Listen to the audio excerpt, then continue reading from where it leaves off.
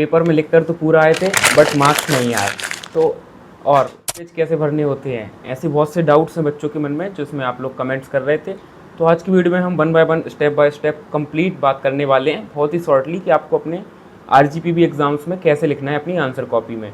Because ऐसे बहुत से लोग हैं जिनसे आपने सुना होगा कि अगर आप पूरे 30 में 30 या 32 में 32 पेज भर कर आते हैं तो आपका पास होना गारंटेड है। बट बहुत से लोगों ने आपने अपने फर्स्ट सेकंड सेम में देख लिया होगा या प्रीवियस सेम्स में कि आप भले ही पूरा लिख के आए और बैक आ जाती है। या कई बार होता है कि कई बार आपसे जो बिलो एवरेज स्टूडेंट्स होते हैं आपकी क्लास के, वो किसी सब्जेक्ट में पास हो जाते हैं एंड आपकी बैक आ जाती है। तो ये सब क्यों होता है, इन सब की बात कर लेते हैं। ये सब हमारा मेन टॉपिक नहीं है, मेन चीज़ है कि आज को हमको अपनी कॉपी में लिखना कैसे है। तो चलिए वन बाय वन मैं हर एक डाउट आपका लेते चलता हूँ एंड उसका आंसर करते चलता हूँ। तो नेक्स्ट 5 मिनट्स में आपको क्लियर हो जाएगा कि आपको अपनी आंसर शीट में लिखना कैसे है। तो यार सबसे पहला हमारा पॉइंट आता है कि पेज कितने भरने होते हैं। तो ये लगभग इस चीज़ पर सबको ज्ञान दे के चला जाता है, जिसकी खुद 5 में 5 बैक होती हैं वो बोल के बता के चला जाता है कि पेज कितने भरने हैं। सब कोई बोलता है 32 में 32 पेज भरने हैं। सबसे पहली चीज़, मोस्ट ऑफ स्टूडेंट्स, हम में सब लोग, ज़्यादातर लोग RGPB में शिवानी से ही पढ़ते हैं या सेकेंडरी यूट्यूब से पढ़ते हैं, कोई बुक से तो पढ़ता नहीं है। तो यार शिवानी वगैरह में इतनी थ्योरी नहीं दी होती किसी भी क्वेश्चंस की कि आप इसको पढ़ के ओनली 32 में 32 पेज भर दें, मतलब एटलीस्ट 30 पेज भर दें। तो 30 पेज फिलअप करना काफ़ी मुश्किल काम होता है। तो क्या 30 पेज फिलअप करना ज़रूरी है? तो मैं इसका 2 पॉइंट्स में आंसर दे देता हूँ। अगर आपको अपना पेपर अच्छे से आता है, आपको सारे टॉपिक्स अच्छे से आते हैं, देन आप इस पर ध्यान मत दीजिए कि आपको 30 में 30 पेज कैसे बनने हैं। आप अपना क्वेश्चन अटैम्प्ट करने पर ध्यान दीजिए कि आप कितने अच्छे से क्वेश्चन अटैम्प्ट कर सकते हैं। फिर भले ही आप 22, 24, 25 इतने पेज भी एटलीस्ट भर के आते हैं। सपोज़ आप 32 में ओनली 22 पेज भी भर कर आते हैं। जैसे कि मैं अपने थर्ड सेम के टाइम का एग्जांपल देता हूं। तो जब मैंने थर्ड सेम के एग्ज़ाम दिए थे RGPB के, तो मैंने अपने टाइम पे मोस्टली हर एक सब्जेक्ट में, जैसे हम मेरा इंग्लिश हो गया तो मैंने अपना, इंग्लिश नहीं यार सॉरी, थर्ड सेम की बात कर रहे हैं। तो मैंने थर्ड सेम में जैसे कुछ मैकेनिकल के सब्जेक्ट थे तो उसमें 18 पेज भी भरे थे एंड कुछ में 20, कुछ में 22, 24, एक आध में, और एक आध में 25, 26 भी। तो ऑन एन एवरेज मैंने 20-22 पेज भरे थे। बट मेरी CGPA 8.6, 8.7 के आसपास थी। तो क्या इधर मेरा पेज भरना मैटर इसलिए नहीं किया क्योंकि मैं जो कंटेंट लिखा था मैंने बहुत अच्छे से पढ़ रखा था, तो मेरा प्रेजेंटेशन बहुत अच्छा था, इसलिए मुझे इतनी अच्छी CGPA मिल पाई। तो सीधी बात है, अगर आपको अपने पेपर के बारे में कुछ नहीं आता, आपने एक रात पहले पढ़ा हुआ है और आपको क्वेश्चन थोड़ा सा आता है, फिर आपको ध्यान देना है कि आप पेज भर सकें। क्योंकि अगर आपको अपने कंटेंट से मार्क्स नहीं ले सकते हैं, देन आपको अपने पेज भरने पर ध्यान देना है। जो भी आपके दिमाग में आ रहा हो लिखिए, कुछ भी लिखे चाहे, तब पेज भरना ज़रूरी है। बट अगर आपने अपने सब्जेक्ट के बारे में थॉरोली 10-15 दिन भी पढ़ा है, 20 दिन भी पढ़ा है और चीज़ें ठीक ठाक आती हैं, तो आप 20-22 पेज, 24 मिनिमम एक एवरेज अच्छा नंबर है, 24-25 पेज भरते हैं तो भी आपको एक डिसेंट मार्क्स मिल जाते हैं। उसके बाद अगर आपको आता भी है और आप ज़्यादा पेज भी भर सकें, इतना टाइम आप मैनेज कर लेते हैं, तो वो तो फिर उसको इसमें पूछने वाली बात रही ही नहीं। तो ये मैंने आपका पेज भरने का क्लियर कर दिया। सेकंड थिंग, क्वेश्चन कैसे अटेम्प्ट करना है, सबसे बड़ा पॉइंट ये हो जाता है। तो यार एक चीज़ याद रखना, जो एग्जामिनर होता है उसको आपकी कॉपी का एक एक पॉइंट चेक करने में कोई इंटरेस्ट नहीं होता, उसको पर कॉपी चेक करने के पैसे मिलते हैं। तो एक एग्जामिनर एक दिन में जितनी कॉपी चेक करेगा उसको उतने पैसे मिलेंगे। तो उसका काम होता है जल्दी जल्दी कॉपी निपटाना। तो ऐसे में वो आपका एक एक आंसर पढ़ के नहीं देखेगा, बल्कि वो एक एक पेज जल्दी पलटाता जाएगा और उसमें देखेगा कि आपकी प्रेजेंटेशन कैसी है। उसको क्वेश्चन रटा हुआ है, वो दूर से ही देख लेगा कि उस क्वेश्चन में अगर कुछ मेन टॉपिक दिख रहे हैं, बट दिख रहे हैं, आपके हेडिंग लिखी हुई दिख रही है, थोड़ा बहुत कंटेंट, तो आपको मार्क्स मिल जाते हैं।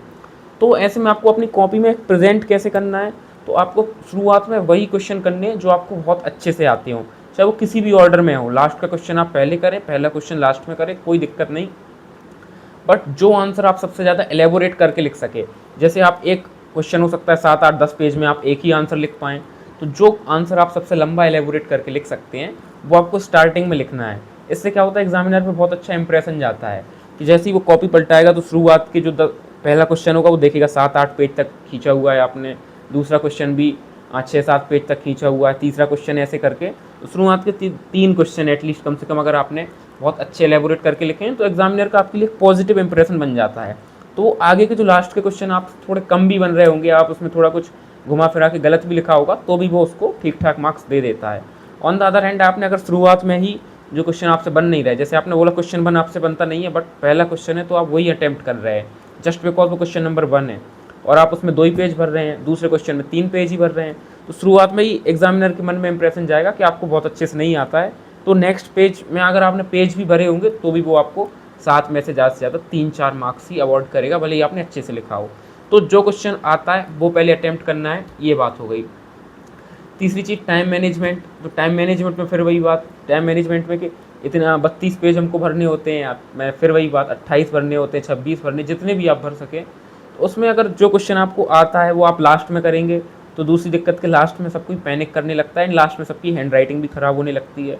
तो अगर आपने आता हुआ क्वेश्चन लास्ट में किया तो आपने लिखा भले ही वो सही होगा, बट आपकी हैंड राइटिंग वगैरह गलत होने लगती है और थोड़ा लोग पैनिक करने लगते हैं, तो इस चक्कर से भी चीज़ें गलत हो जाती हैं। तो इस चक्कर से जो आपको आता है वो जितना जल्दी हो सके आप निपटाएं और टाइम मैनेज करके चलें। सेकेंड थिंग, कई लोग शुरुआत में बहुत तेज लिखते हैं एंड 10 पेज आते आते बिल्कुल वो एकदम थक जाते हैं। तो ऐसा नहीं करना है कि शुरुआत में बहुत तेज मेंटेन करके चलना है, बल्कि पूरे पेपर में एक अच्छी स्पीड मेंटेन करके चलनी है जिससे आप ठीक ठाक पेज भर सकें। ये 2-3 चीज़ें हो गई। चौथी चीज़ आती है आपकी प्रेजेंटेशन की। प्रेजेंटेशन फिर से बता देता हूँ, कोई भी क्वेश्चन आपको करना है उसमें पैराग्राफ्स बहुत बड़ा अवॉइड करना है।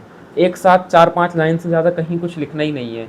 मतलब कहीं पूरा किसी चीज़ को डिस्क्राइब करने को आया तो आपको मेन चीज़ उसको पॉइंट्स में डिस्क्राइब करना है। सपोज एक एग्जाम्पल पूछा, कुछ भी पूछा और उसका फिजिकल सिग्निफिकेंस पूछा, तो आपको एक बार में एक बुलेट पॉइंट्स में लिखने की कोशिश करनी है।